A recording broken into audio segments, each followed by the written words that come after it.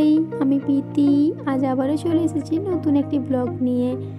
আবার আমাদেরকে যেতে হয়েছিল কলকাতা, তাই আমরা রাত্রি নাগাদ স্টেশনে পৌঁছে গেছি। ট্রেনটি সেদিন প্রচুর লেট থাকার কারণে 11টা ট্রেন সেদিন 2টোর সময় এসছে। তারপর তার কোনো ভিডিও ক্লিক নেওয়া হয়নি। তো খড়গপুরে নেমে খড়গপুর থেকে আবার আমরা রাত্রিবেলা হাওড়ার দিকে রওনা দিই। ঘুমিয়ে গেছিলাম ট্রেনে উঠে, তাই আর কোনো ভিডিও ক্লিক নিতে পারিনি।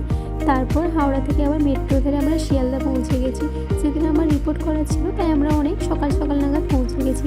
তারপর রিপোর্ট করে যেহেতু আবার আমাদেরকে বাড়ি ফিরতে হতো, তাই আর ওখানে বেশিক্ষণ ওয়েট করিনি, আমরা বাড়ির দিকে রওনা দিই।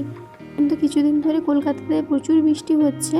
তারপর আমরা ভাবলাম যে এক্সপ্ল্যানেডে নেমে আমরা কিছু কেনাকাটি করব। কিন্তু সেদিন যে বৃষ্টি হয়েছিল, কিছুই আমরা কেনাকাটি করতে পারিনি। তো ভাবলাম আমরা পরে একদিন এসে কেনাকাটি করব।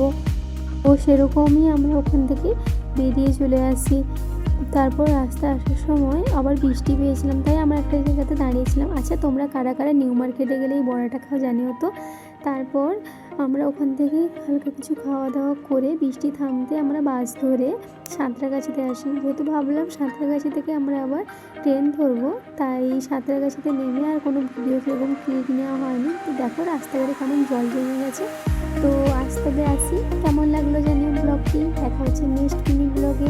টাটা, সবাই ভালো থাকুন, সুস্থ থাকুন, টাটা।